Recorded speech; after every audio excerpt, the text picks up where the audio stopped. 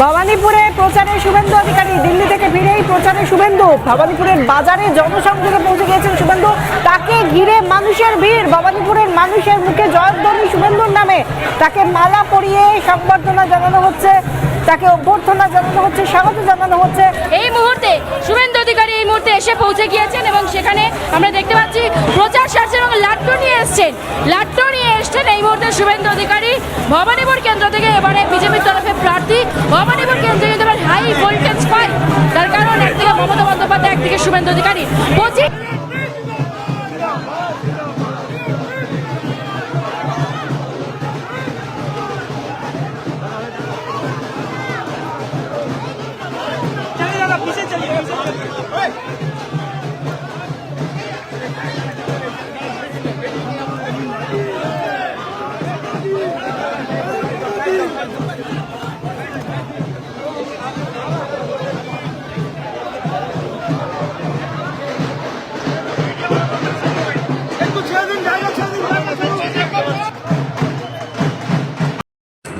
নমস্কার বন্ধুরা, আমি আশিস সেনগুপ্ত, ইংলিশ টিচার এবং রাজনৈতিক বিশ্লেষক।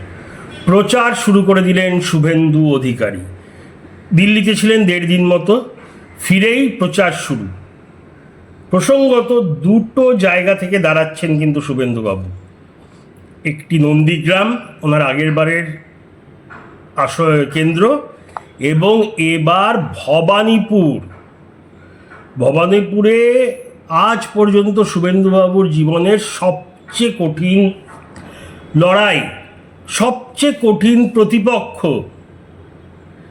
যার অভেদ্য অজেয় গড়, যার দুর্গ ভবানীপুর, যিনি গত 34 বছরে ভবানীপুরে হারেননি।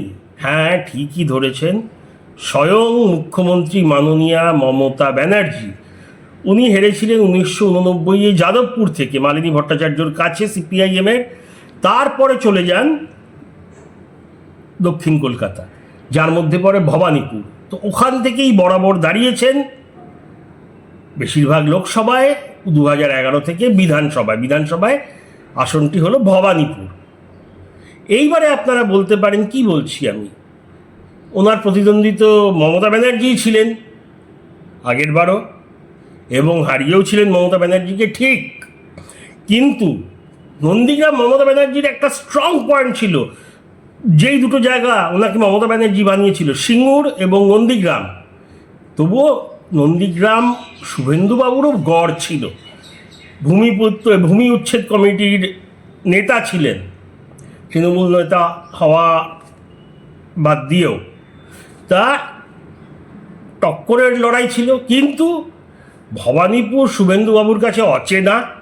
ওনার বাড়ি কাঁথি, ওনার কেন্দ্র নন্দীগ্রাম, প্রায় 125 থেকে 135 কিলোমিটার দূর।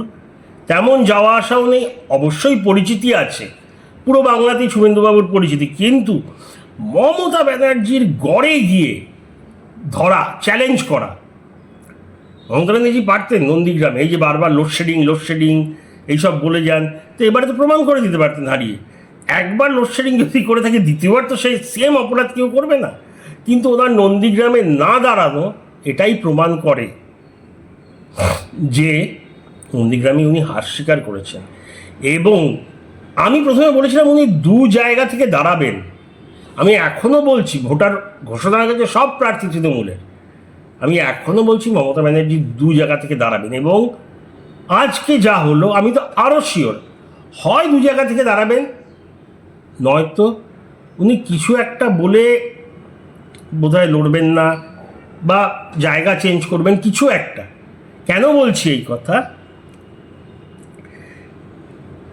এই যে আজকের প্রচার আপনারা যেটা দেখলেন, জনজোয়ার, জনবিস্ফোরণ, উচ্ছ্বাস, আবেগ, উদ্দীপনা, সব, মানে আপনি যে কোনো নিজের পছন্দের টিভি চ্যানেল খুলে দেখুন, একই জিনিস দেখবেন। বাড়িতে এখন আপনারা বলছেন জনজোয়ার কোথায়, হাজার, এটা তো মিছিল না, কিন্তু আশেপাশে যেরকম লোক জমে গেছে বাড়িতে, সেটাকে ভোট প্রচারের জনজোয়ার বলে। যে বাকিরা যে কোন নেতারা যে প্রচার করছেন তার সাথে এটাকে মিলিয়ে দেখুন।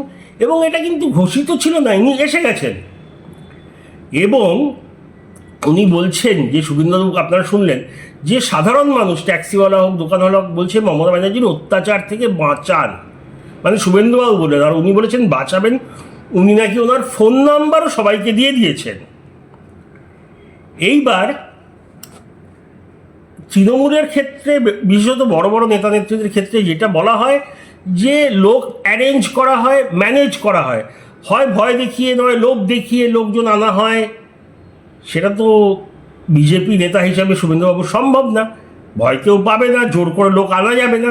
তো যারাই এসছেন নিজের ইচ্ছায়। এছাড়াও বলা হয় লোক আনলেও পুলিশ দিয়ে আটকে দেওয়ার অভিযোগ থাকে, এইসব থাকে। কিন্তু আমরা যা দেখলাম এই সব অভিযোগ প্রতি অভিযোগ ছেড়েও জনজোয়ার আজকে। এবং এর কি প্রভাব পড়বে এটা তো নিশ্চয়ই সবার আগে দেখেছেন মমতা ব্যানার্জি, এবং এই জিনিসটা ওনাকে একদমই খুশি করবেন না যে খোদ ওনার এলাকায় এত স্বতঃস্ফূর্ত লোক, এটা ওনার মোটেও পছন্দ হবে না। এবং উনি চেপে থাকতে পারেন না, উনি কিছুটা বলবেনই এই ব্যাপার নিয়ে। এটা আমি আমার সব ভিডিওতে বলি যে, এবং প্রত্যেকবার ঠিক হয় এই আমার প্রেডিকশনগুলো দেখবেন, হয় আজকে নয় কাল নয় পরশু এই ভবানীপুরে শুভেন্দুবাবুর আশা নিয়ে, আশা নেই না, আশা তো আসবেনি এখন রোজ, এই জনজোয়ারটা নিয়ে কিছু একটা বলবেন উনি। আর এই যে চিন্তাটা শুরু হলো, এটাই কিন্তু ম্যাজিক।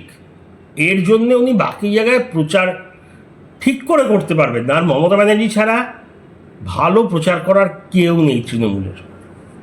হ্যাঁ, অভিষেক ব্যানার্জিও না, কারণ উনি একটা স্ক্রিপ্ট পড়েন, সে আইপ্যাক লিখে দেন নাকি জানি না বা কে লিখে দেন, সেম প্রচার জায়গায় জায়গায় করেন, সেম বক্তব্য রাখেন।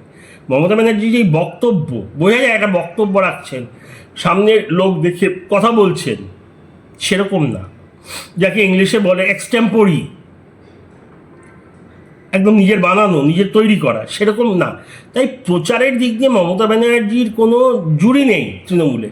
কিন্তু মানুষের মাথায় যদি টেনশান থাকে, চিন্তা থাকে, সেই যতই ভালো বক্তা হোক, সেই যতই জনপ্রিয় হোক, সে মন খুলে ঠিক করে প্রচার করতে পারবে না।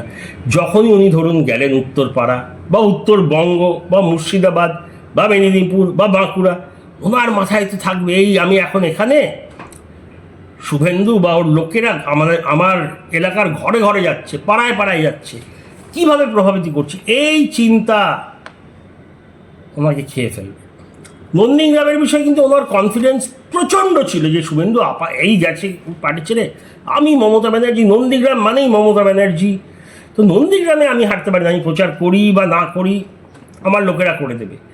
সেই কনফিডেন্স, সেই আত্মবিশ্বাস ভেঙে চুরমার করে দিয়েছিল শুভেন্দু অধিকারী। আর এবারে উনি নিজে থেকে এসছেন, এটা আরও ভয়ের ব্যাপার। ওনার না আসলেই পারতেন, কিন্তু উনি এসছেন। তো এই যে ফুটবলে বলে না ম্যান মার্কিং, আসলে ম্যান মার্কিং না করেও, মানে প্রতিটি প্লেয়ারের পেছনে আরেকটি প্লেয়ার না করেও কিন্তু সাইকোলজিক্যালি করে দিলেন মমতা ব্যানার্জিকে ম্যান মার্কিং শুভেন্দু। এবারে উনি যেখানেই যান ওনার মন পড়ে থাকবে ভবানীপুরে, কারণ নন্দীগ্রামের হার তবুও মানা যায়, যদিও নন্দীগ্রাম মানে একসময় ছিল নন্দীগ্রাম সিঙ্গুর মানেই মমতা ব্যানার্জি, তবুও ওটা মানা যায় কেন, নন্দীগ্রাম মানে শুভেন্দু অধিকারী, শিশির অধিকারী, এটাও ছিল। কিন্তু ভবানীপুরে হারলে তো কিছু কেউ শুনবে না। এখানে না বলা যাবে লোডশেডিং, না বলা যাবে গুন্ডামি, কেন এটা ওনার এলাকা, ওনার কথা শেষ কথা। এখানে হেরে গেলে পুরো ছন্দপতন, এই ছিল ব্যাপার। এছাড়াও শুভেন্দুবাবু প্রচার করতে করতে থানাতেও গেছিলেন, গিয়ে ওয়ার্নিং বলুন বা কড়া বার্তা যাই বলুন বলেছেন, ফ্রি মুভমেন্ট মানে যেই পার্টির লোক আসুক প্রচার যেন করতে বাধা দেওয়া না হয়, সব পার্টি নিজের কথা বলবে, পুলিশ যেন মাঝখানে না আটকায়। আর যদি আটকায়, উনি যখন ওনার উপরে আক্রমণ হয়েছিল চন্দ্রকোনায়, থানা ঘেরাও করে থানায় বসেছিলেন 5-6 ঘন্টা, উনি সেম জিনিস করবেন, এই বার্তা দিয়ে উনি বেরিয়ে এসছেন। তাই এই ব্যাপার মানে ভোট প্রচার এর পারদ একদম চরমে উঠে গেল, বাঁশি বাজিয়ে দিলেন শুভেন্দু অধিকারী। এখনও প্রচারে নামেননি মমতা ব্যানার্জি, যদিও ওনাদের প্রায় 2 দিন হলো দল ঘোষণা হয়ে গেছে। তা কি হবে দেখা যাক আগামী দিন, আপনাদের মতামত জানাবেন। অনেক ধন্যবাদ। জয় হিন্দ, জয় শ্রীরাম, বন্দে মাতরম।